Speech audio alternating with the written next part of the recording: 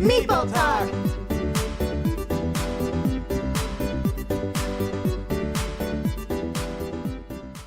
Hi everyone, I'm Stephanie. I'm Adam. And welcome to Meeple Talk. So this time we're going to be talking about Small World.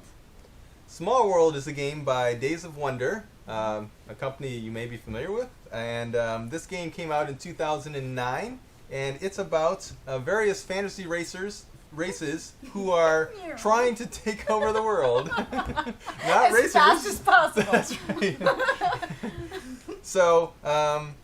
So the idea of this game is each player chooses a race at the beginning of the game from a list where they are set up randomly, and there are races, and then there are the special powers that go along with them. And again, those are all laid out randomly at the beginning of the game, and then each player in turn gets to choose one of the races that are listed, and then he will play those races onto the board. So for example, I could take these swamp giants here, and that could become my first race. The top one, by the way, is free if you choose the top race, but as you go down this list, you have to pay increasing numbers of coins. Point costs. Yeah, victory points or coins or whatever you want to call them. So this one would cost 1, this would cost 2, this would cost 3, this would cost 4. So for example, if you wanted the pillaging dwarves, you would have to pay 4 coins in order to choose that race out of order, so to speak. So anyway, once you have your race, and in this case I have swamp giants, then you would get a certain number of tokens based on the numbers of your race and the special power. So 4 plus 6 would be 10. So in this case I would get 10 of these giants. And then I could begin to deploy them onto the board. So basically, if a space is empty, you can put your tokens in there. You need, in order to invade an area, you need at least, how does it work? 2 people per unoccupied region. Right. Plus 1 extra if there's any villagers occupying the area, or even just obstacles, like in case of the mountain region. So you need 1 person per obstacle, so to speak, plus 2 to take over that spot. Right. So basically you would take them all into your hand when you begin, and you would then begin to deploy. For example, I would need 2 guys in order to take this. I would need 2 guys in order to take this. And then for this area, because there's already a pre-existing race there, and these are set up on the board at the beginning of the game, and they're just there, and you have to get rid of them somehow.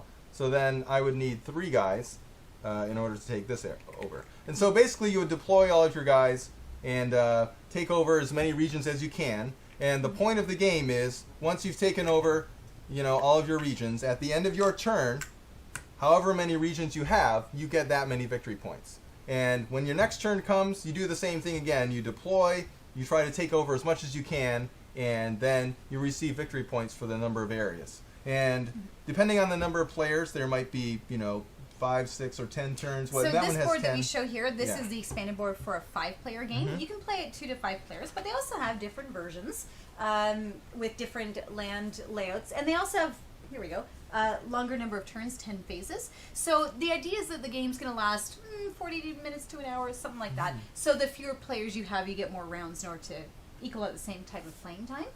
And generally speaking, when we look at the phases of a given turn. So in this case, I have my merchant Amazons. And not only do Amazons have the awesome power where they just get more people to work with, especially when conquering or battling, as a merchant, depending on the type of region that they occupy, they'll also get an extra victory point for that. Now, just kind of going over the different phase in the turn itself. So when you first start out, very first time you ever deploy your particular character tokens, you always have to start from the edge. And when you expand, in this case, the empty zone here, anytime I expand, I've always got to go and move along the adjacent areas. So that's first part of the phase. Let's say I've done that. These people I've conquered, these people I've done.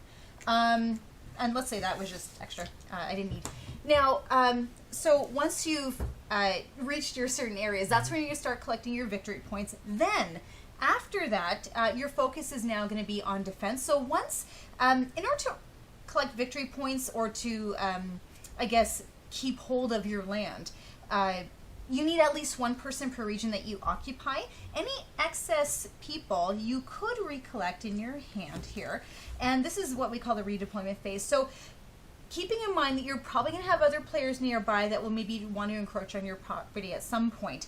You might want to use some of your extra people to reinforce those border areas. So that way you're hanging on for as long as possible to your area. Because as long as you occupy these spots, every round you're going to still keep earning victory points for the number of regions that you're in. Now, you might find that over time,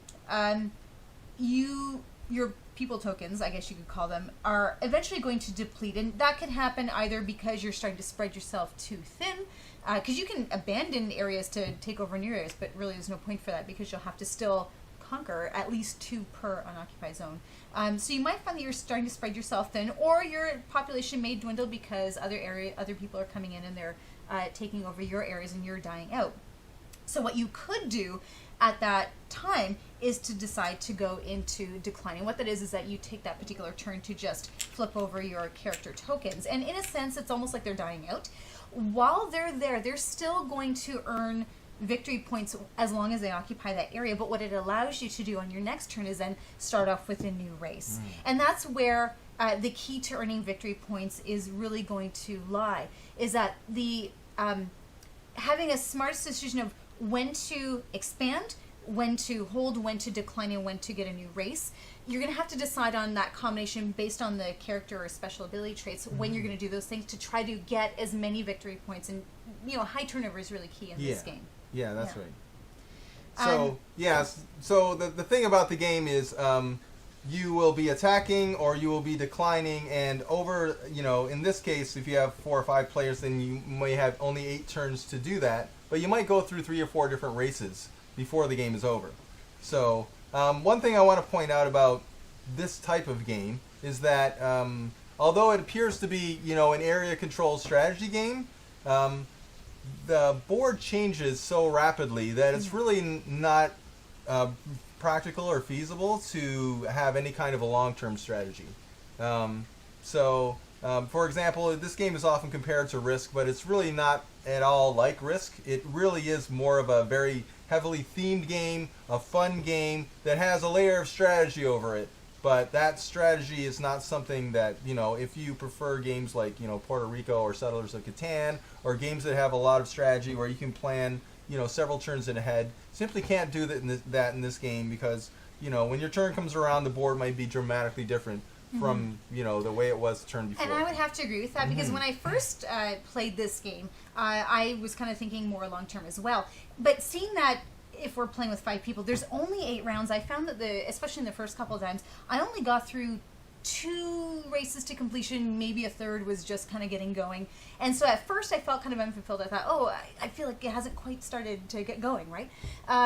But when you change your mindset to really realize that, this is not a long-term strategy game. This is more of an in-the-moment game, something where you're continually getting rewarded for your in-the-moment decisions, because you're always earning victory points right away as you're placing. And so I think keeping that in mind, and if you're approaching it to where, as Adam said, you're just into it for the theme, for in-the-moment play, that's where the more fun aspects come out of it. And I think that's where, if you're focused on what type of game you'd like to have, that's, I think, the approach that you would need to go when playing this game. So, Yeah, they can be a really hilarious game if you approach it that way. So I would say overall, the game itself is it's fairly highly detailed. It's got really nice artwork. I think the artwork is in some cases a little bit over the top, but then it is, a fantasy theme. You're dealing with ghouls and trolls and wizards, so... And it's also a game where you're always constantly involved, too. Yeah. It's not an elimination type of game where once you're out, you're done. So this time, everyone's always going to be continually involved. When you decline, pick up a new race, and you're always good to go. Yeah. So, I don't know, final thoughts? Yeah, I think it's a great game. And like I said, I think it's a sort of game for certain kinds of people who like certain types of games. You would like this game, but if you are looking for something that's more of a realistic game, a heavy strategy game, you won't like it. I don't think you would like it. And I would have to agree, because it's not the type of game where you have a long-term plan that finally comes to fruition. It's very, very rewarding, once your master plan lays out perfectly. This is very much for the moment. And so for that, I would say give it a try. If that's your type of game, it's good for like newer players, party type of games. And so it's very appropriate for that type of scenario. So if that's your scene, absolutely, give it a try. So, but that is it for us for now. So this is Meeple Talk. Thank you very much for watching. See you later. Good night. Bye-bye.